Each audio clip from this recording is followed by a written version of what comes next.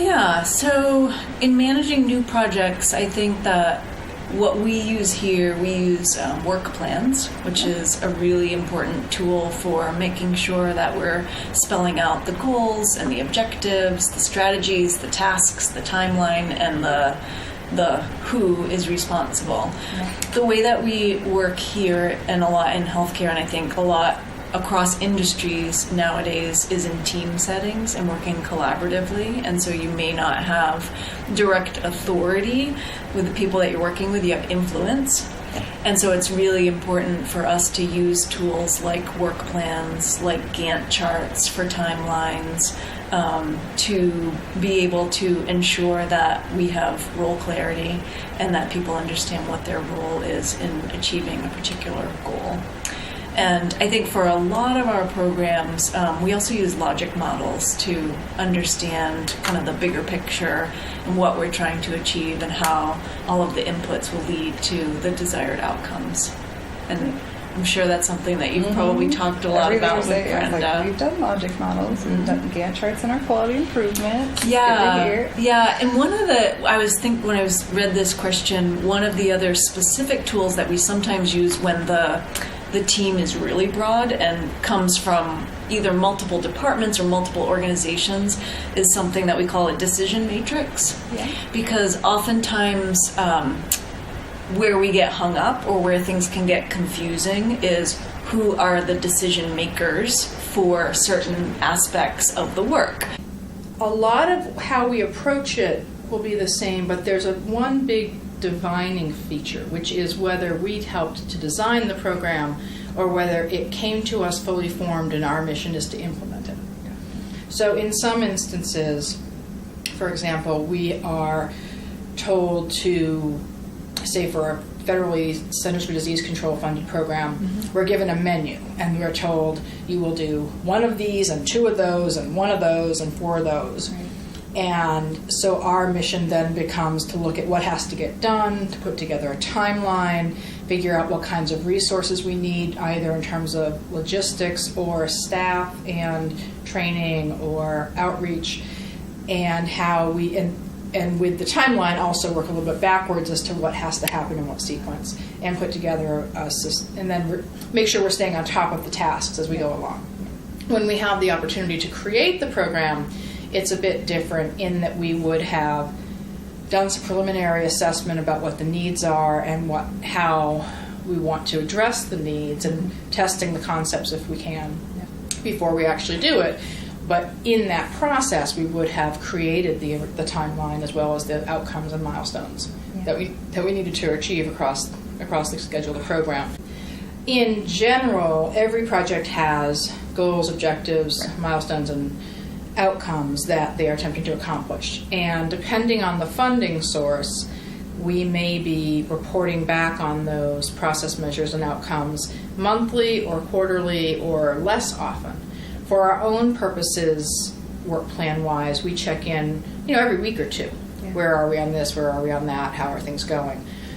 Because you want the real-time feedback so that you can make course adjustments as needed. But the structured review and documentation, it varies based on funding source. When I read that question, I thought, boy, it really depends on the type of project. Some projects have a definitive trajectory and others do not. And the former is a lot easier to manage. And I would say it's more mechanical.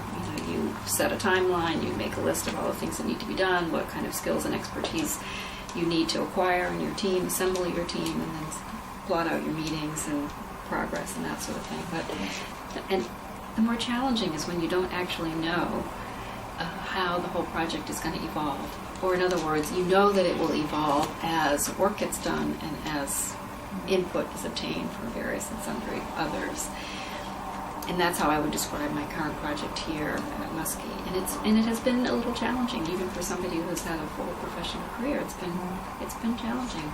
Do you do any project management specific planning or use a work plan for each of your projects that you do? I didn't come from a world of project management, so when I recently had my own performance review, the self-assessment that I did was I need to find a course that can, just sort of lay out what tools are out there. I've just recently learned about Smartsheets. I don't know if you've come across Smartsheets in your... So I've transferred a bunch of information into that and trying to figure out the best way to use it and how to share it in a way that is effective and doesn't burden other people, because you can put a ton of data in there and you'd spend all your time doing administrative work instead of the actual substance on the project. On a new project, one of the things I've learned is to really make sure I understand what we're trying to answer. Because a lot of times people will think they have the idea, but when you get into the work, and sometimes it's further down the line when you realize it's not really what we're doing. And if there's a regulatory thing or it's grant related, read the core requirements of that to get embedded, because if you're implementing a plan and you have to report back, then you need to build that program to do that. And so, and then I like to read any other kind of background material that may inform that process. So if there's a strategic plan, if the project is specifically related to a strategic plan or some other goal, because again, it makes sense to, if you're working on the project, to make sure that you know where the touch points are, and then it makes it stronger as a manager that you're reporting back.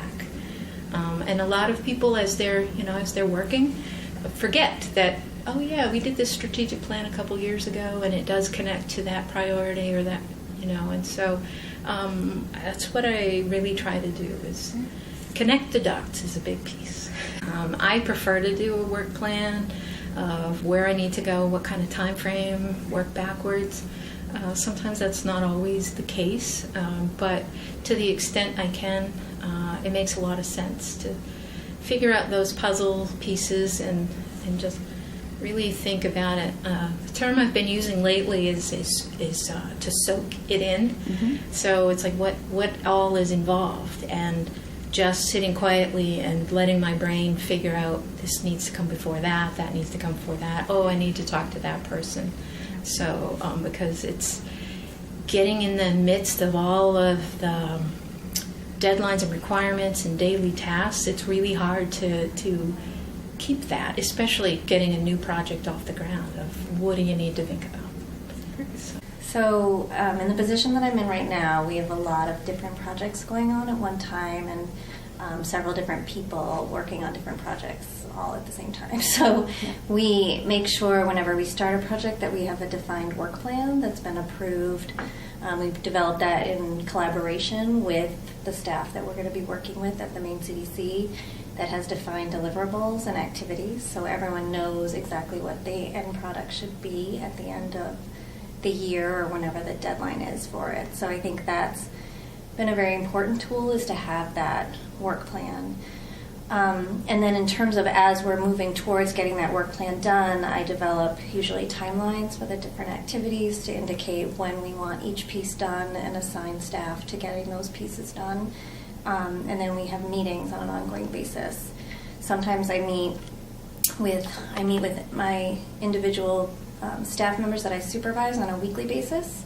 And then I have team meetings for specific projects that are at least once a month, most often twice a month, to talk about where we are in the different activities and how we're making progress on those activities. We also, as a team, we have timesheets too, where people track our projects and what we're working on and how much time, because we have different amounts of time dedicated to different projects. And at first it was more for fiscal management, but now it's actually a time management tool so that you can see how much time you have in any given month to work on a project, and as that time is getting eaten up, we can determine what are the priorities for this month to finish up, or do we need to change how we're allocating that time. So that's also been a helpful tool. The other software we've used, or I use actually, is it's called Trello, and it's a kind of an online bulletin board, and that's where I monitor tasks that have to get done and and the timelines for getting those done. So we use that as a team for our project ideas that we have, and I also use it individually to monitor all my to-dos. Nice.